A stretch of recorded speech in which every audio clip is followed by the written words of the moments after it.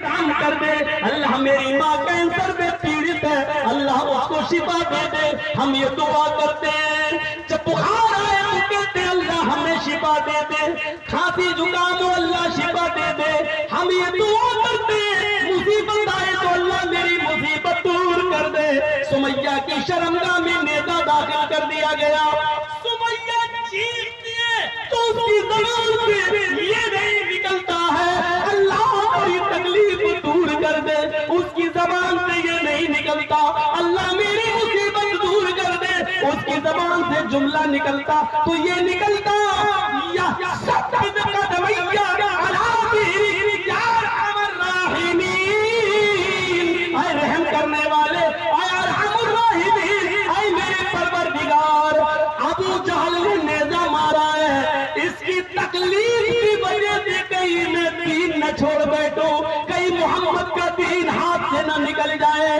کہیں میرا اسلام نہ چھوڑ نہ بیٹھوں یہ مجھے تکلیفیں دے دے کر اسلام نہ چھڑوا دے اے اللہ اس کی ہوئی تکلیفوں سے میرے اسلام کو بچائے رکھنا ثبت قدمیہ علی دینک اے اللہ دین کے اوپر مجھے ثابت قدم رکھنا دین میرا بچائے رہنا اسلام کے اندر ایسا رچ گئی بس گئی جیسے پانی میں رنگ گھل جاتا ہے کلر گھل جاتا ہے کلر پانی سے الگ نہیں ہو سکتا پانی کلر سے الگ نہیں اسلام سمیہ میں ایسا گھلا ہے نہ اسلام سمیہ سے چھینا جا رہا ہے نہ سمیہ سے اسلام چھینا جا رہا ہے نہ اسلام سے سمیہ نکل رہی ہے نہ سمیہ سے اسلام نکل رہا ہے ثبت قدمیہ علی دینک یا ارحم الراحمین آئے رحم کرنے والے میرے اوپر اتنا رحم کر دے کہ میرے دین کو بچا لے اس کی دی ہوئی تکلیفیں میرے دین کا کچھ نہ بگاڑ سکے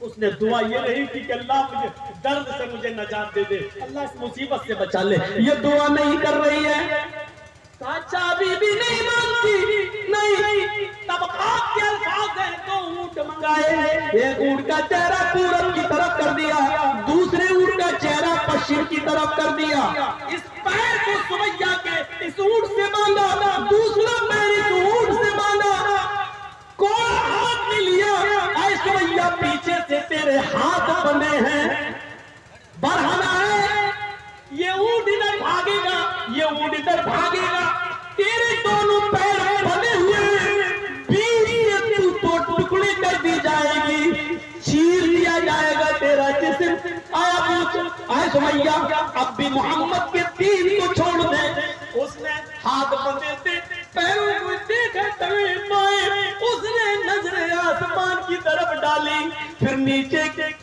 کر کہتے ہیں ابو جہل کعبے کے رب کی قدم ابو جہل کعبے کے رب کی قدم ابھی میں نے نگاہیں اوپر کی ہیں مجھے جنت کی خوشبو نظر آئی مجھے جنت کی مہک نظر آئی مجھے جنت کی نعمتیں دکھائی دی اے ابو جہل جلدی کر اونٹوں کو کوڑا مارنے میں جلدی بھگائی اونٹوں کو اے ابو جہل جتنی دیر تجھے ان اونٹوں کو بھگانے میں لگ رہی ہے اتنی دیر مجھے رب کی جنت میں جانے میں لگ رہی ہے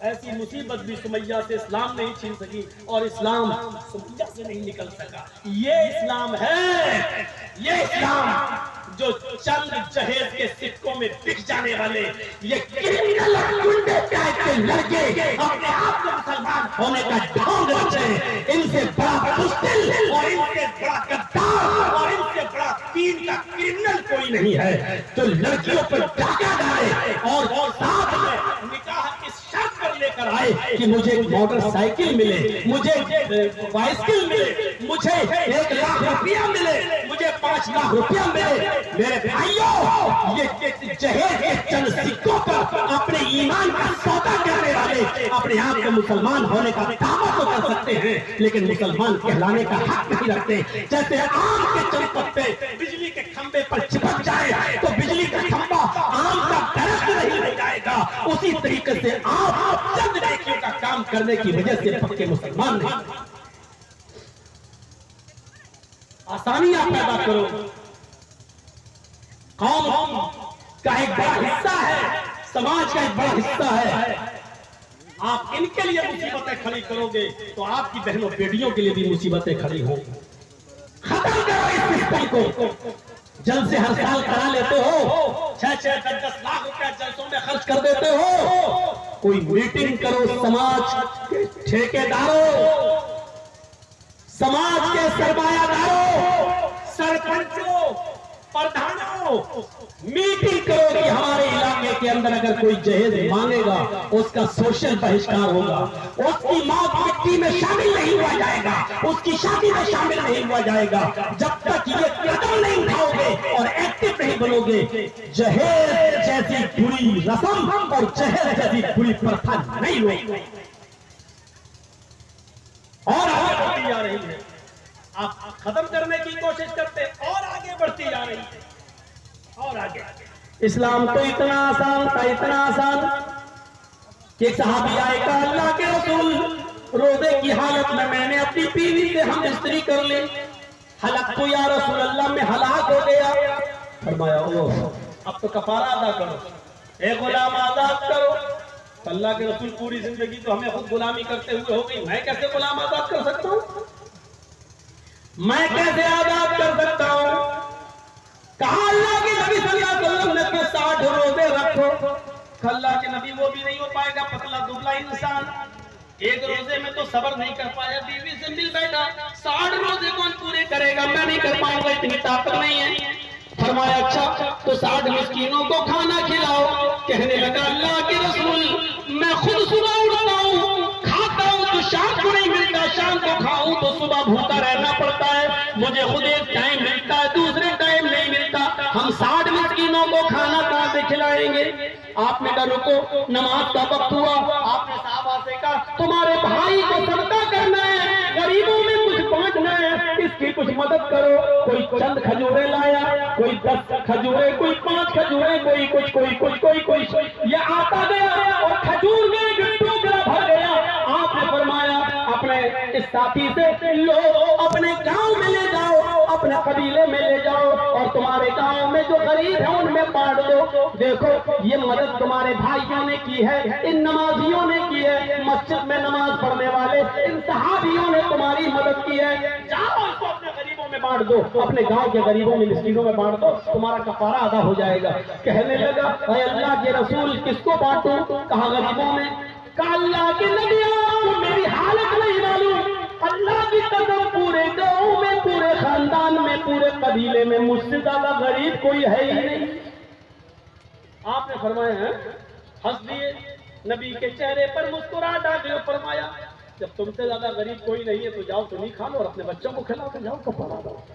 جو اسلام یہ کہتا ہو جس پر پینالٹی لگی ہو اس کی پینالٹی کا انتظام بھی لوگوں نے کیا ہو، اور اس پینالٹی کی رقم یا اس کا عوض دوسروں کو دینے کا حکم ہو دے دو، اور کہہ رہا ہوں کہ مجھ سے زیادہ تو کوئی حقدار ہی نہیں ہے، وہ پینالٹی وہ کھجوریں بھی اسی کو مل جائیں، اس سے زیادہ اسلام اور کس کا پیارا ہو سکتا ہے؟ آسانی ہو سکتی ہے۔ جو اسلام اتنا آسان ہو وہ اسلام یہ کیسے کہہ سکتا ہے کہ جب تک ایک لڑکی کے باپ کے پاس 1 لاکھ روپے کی موٹر سائیکل نہیں، اس لڑکی کے باپ کو اپنی بیٹی کا ہاتھ پیلا کرنے کا حق نہیں ہے۔ جس کے پاس لڑکے کو دکان پہ بٹھانے کے لیے 2 لاکھ روپے نہیں، وہ لڑکی کے باپ کو اپنی بیٹی کا نکاح کرنے کا حق نہیں۔ وہ اسلام یہ کیسے مشکلیں پیدا کر سکتا ہے؟ اسلام تو یہ کہتا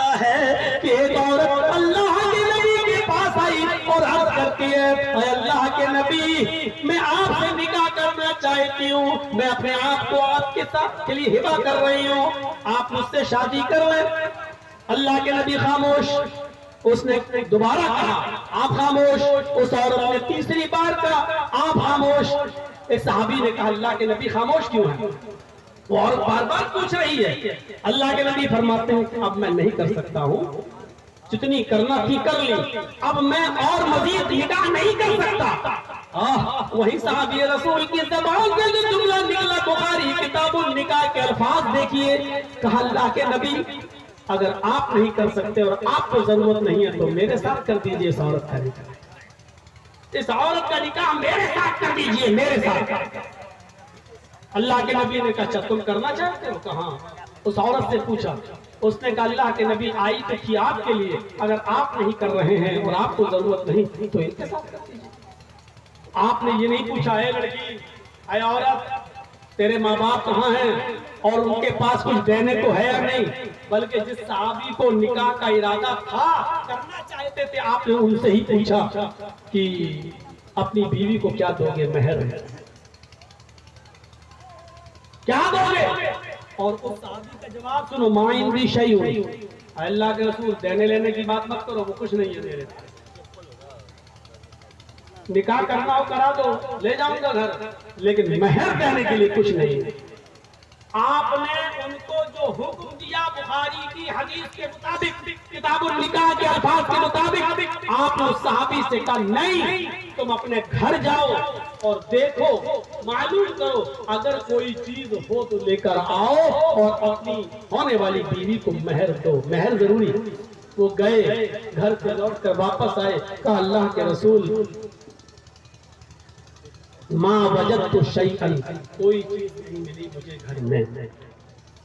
آپ نے ان کو دوبارہ بھیجا اور دوبارہ یہ لے کر بھیجا، دوبارہ جو التمس خاتما من الحدید، لوہے کی انگوٹھی ہی مل جائے، سونے کی انگوٹھی پہناتی ہیں آج، وہ بھی لڑکی کی بہن اپنے ہونے والے جیجا کو، یا ساس اپنے ہونے والے داماد کو، سونے کی انگوٹھی۔ ہمارے یوپی میں تو وہی مزاج چل رہا ہے، آپ کے یہاں کیا چل رہا ہم کو نہیں معلوم۔ تو میرے بھائیو سنو، اللہ کے رسول نے فرمایا کہ جاؤ تلاش کرو، التمس خاتما من الحدید، لوہے کی انگوٹھی ہی مل جائے وہی لاؤ، وہی دے دو، لیکن دو تو کچھ۔ وہ صحابی دوبارہ گئے، پھر آئے اور آ کر کہنے لگے ما وجدت خاتما من الحدید، لوہے کی انگوٹھی بھی نہیں۔ اللہ کے نبی بھی ایسے سوچ میں پڑ گئے ہیں، لوہے کی انگوٹھی بھی نہیں ملی اور نکاح کرنا چاہ رہے ہو، کچھ ہے ہی نہیں دینے کے لیے۔ آپ نے کہا کچھ تو سوچو، کچھ تو ہوگا۔ کہتے ہاں یاد آیا، ایک چیز ہے۔ ہنسیں گے آپ جب وہ صحابی بتا رہے ہیں کیا چیز ہے۔ آپ نے کہا کیا ہے، کیا ہے، کیا دو گے، کیا یاد آیا تمہیں، کیا تمہارے پاس؟ عندی ازار یا رسول اللہ، ایک لنگی ہے میرے پاس، احمد ایک لنگی میرے پاس ہے۔ آپ نے کہا اچھا جاؤ وہی لے کے آ جاؤ، پرانی ہے نا؟ کہاں پہنتے ہو؟ ہاں، جاؤ وہی لے کے آ جاؤ، وہی دے دو، پرانی لنگی، استعمال کی ہوئی لنگی کہہ جاؤ، جاؤ دے دو۔ کہنے لگا اللہ کے رسول اگر وہ لنگی اس کو دے دوں تو میں کیا پہنوں؟ ایک چیز ہے بھی، وہ بھی آپ اس کو دینے کے لیے کہہ رہے ہیں، اور وہ اگر میں اس کو دے دوں گا تو پھر میں کیا پہنوں گا؟ ایک لنگی ہے لیکن میں آدھی اس کو دے سکتا ہوں، آدھی اپنے پاس رکھوں گا۔ تو آپ نے کہا ارے عجیب انسان ہو، آدھی اس کو دے دو گے تو آدھی کیا کام آئے گی اس کے؟ جب اس لنگی کے بھی دو ٹکڑے کر دو گے، ایک ٹکڑا اپنے پاس رکھو گے، ایک ٹکڑا اس کے پاس، تو وہ ایک ٹکڑے کا کیا کرے گی؟ نہ اس کے کسی کام کی رہے گی اور نہ ایک ٹکڑا تمہارے کسی کام کا رہے گا۔ اس نے کہا پھر نہیں، کوئی پوری تو نہیں دے سکتے، شادی کرنے بیٹھا ہے اور پوری لنگی بھی دینے کے لیے تیار نہیں ہے۔ غور کر رہے ہیں آپ؟ انٹرنیشنل بھکاریوں، میں تمہیں انٹرنیشنل بھکاری نہیں، تمہارا باپ اگر سودا کرتا ہے تو تمہارا باپ انٹرنیشنل بھکاری، کٹورا لے کر لنگڑا اور لولا اور اپاہج ہمارے دروازے پر آ کر کہے اللہ کے نام پہ دے دو، اللہ کی قسم 10 روپے 20 روپے 50 روپے 100 روپے، اس بھکاری کو دینے میں اچھا لگتا ہے کیونکہ اللہ کے نام پہ مانگ رہا ہے۔ یہ بھکاری اللہ کے نام پہ مانگتا ہے، یہ انٹرنیشنل بھکاری ہے جو اپنے بیٹے کے نام پہ مانگ رہا ہے۔ تو انٹرنیشنل بھکاری ہے، سماج میں تیری عزت کچھ بھی ہو، تجھے بہت بڑا امیر سمجھا جاتا ہو، لیکن مولوی چرچیز کی نظر میں تو انٹرنیشنل بھکاری ہے۔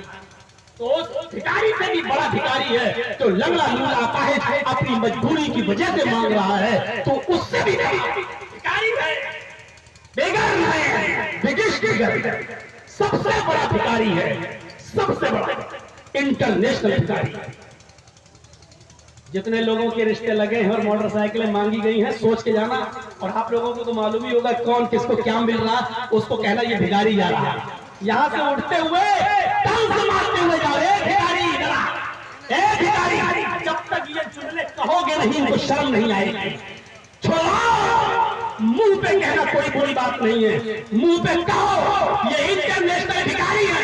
और आए लड़कियों वालों, आए लड़कियों के माँ बाप, तुम्हारे पास जब कोई आदमी अपने बेटे का पैगाम लेकर आए और कहे इस साथ कपड़े की दुकान पे जाता है, उसके लिए एक मोटरसाइकिल का इंतजाम कर दो, उसी वक्त उसके सामने का रखा हुआ नाश्ता छीनो, उसके आगे में रखा हुआ पानी छीनो और उसको इंटरनेशनल भिखारी कहकर भगाओ, निकलो यहाँ से। यहाँ पर हमारे पास वो हड्डियां नहीं तो कुत्तों के सामने डाली चाहिए, निकालो। मेरे भाइयों जिन्होंने शरीयत का मजाक उड़ा के रखा है, शादी कर रहे हो और इंटरनेशनल भिखारी बनकर जा रहे हो। लड़की मांगने का हक सिर्फ लड़के को, आप लड़की के घर लड़की का हाथ मांगने जाएंगे, भिखारी आपको बनना पड़ेगा लड़की का हाथ मांगने के लिए, उसका माल नहीं। माल तो देने का हक आपको है।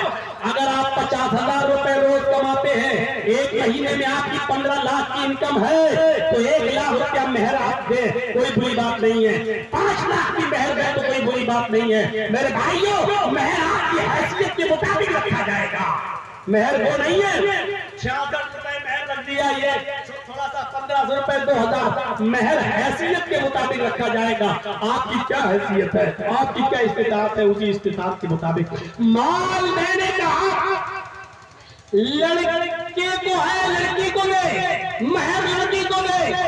अरे आपके 2 मकान है, एक मकान अपनी बीवी को मेहर में दीजिए ना, वहां नानी मरेंगी। मकान पूरी बिल्डिंग मैं इसके नाम करूंगा। अरे वो आपकी होने वाली बीवी है, मेहर में दीजिए ना उसको एक महल, दीजिए ना उसको मेहर में एक बिल्डिंग, दीजिए ना उसको मेहर के अंदर 1200 square feet, 1500 square feet, 2000 square feet, उसको 2 कट्ठा जमीन उसको मेहर में दीजिए। क्यों नहीं दे रहे आपके पास इतनी प्रॉपर्टी, इतनी जमीन, इतनी खेती, इतनी आपके पास प्रॉपर्टी पड़ी हुई है, खेत, आप क्यों नहीं दे रहे हैं? आप दीजिए ना मेहर में। मेहर देने के लिए तैयार नहीं और इंटरनेशनल भिखारी बनने के लिए आप तैयार हैं। मेरे भाइयों, कहता है या रसूल अल्लाह, मेरे पास एक लुंगी है लेकिन पूरी लुंगी भी देने के लिए तैयार नहीं। मायूस होकर जाने लगा, मायूस होकर जब जाने लगा तो अल्लाह के नबी ने फरमाया दलाओ कहाँ जा रहे हो? कहने लगा मेरे पास जब कुछ है ही नहीं तो फिर मैं क्या दूंगा, अब मेरा इसके साथ निकाह कैसे हो सकता है?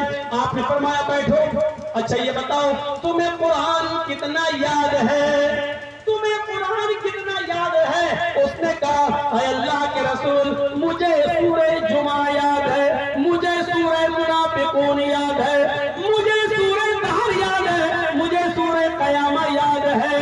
अल्लाह के रसूल मुझे सूरह नबा याद है, मुझे सूरह मुल्क याद है, मुझे सूरह आका याद है। आपने कहा इतनी सूरतें तुम्हें याद है?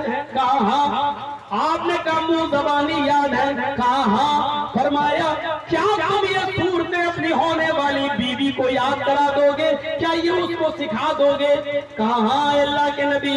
उस औरत से पूछा खातून तेरे शौहर के पास माल देने को कुछ नहीं है, अगर कुरान की इन सूरतों को मैं मेहर बना दूं और यही कुरान की सूरतें तेरी मेहर बन जाएं, तेरा होने वाला शौहर तुझे कुरान की ये सूरतें याद करा दे, तो क्या तू इसको मेहर मानती है? क्या इसको मेहर में कबूल कर लेती है? उसने रोते हुए कहा अल्लाह के नबी, उस औरत से ज्यादा खुशनसीब कौन औरत होगी जिस औरत के निकाह में कुरान की सूरतें मेहर बन जाए, कुरान की आयतें मेहर बन जाए। हमें ये रिश्ता मंजूर है और इससे कहो कि मुझे कुरान की वो सूरतें याद करा दे। अल्लाह के नबी खुद उस औरत के वली बनते हैं, उस औरत का निकाह पढ़ाते हैं और उसी दिन उस औरत का निकाह करके उसकी रुखसती कर दी जाती है। न बारातियों का पता, न 200 चोरों का पता, न 250-300 डकैतों का पता, जो लड़की वाले की ठूस ठूस कर खाने पहुंच जाते, चोरों डकैत बनकर, न हिजड़ों का पता, न जलखों का पता, न सहरे का पता, न हल्दी का पता, न मेहंदी का पता। نہ 250-300 ڈکیتوں کا پتا، کوئی پتا نہیں، سادگی کے ساتھ نکاح کر دیا گیا۔ اس نے بھی کہا میں نے نکاح قبول کیا، نکاح ہو گیا۔ میرے بھائیوں، مولوی جدید کو بلاؤ گے تو ڈکیت بھی سننا پڑے گا، چور بھی سننا پڑے گا، یہ سارے جملے سننا پڑیں گے۔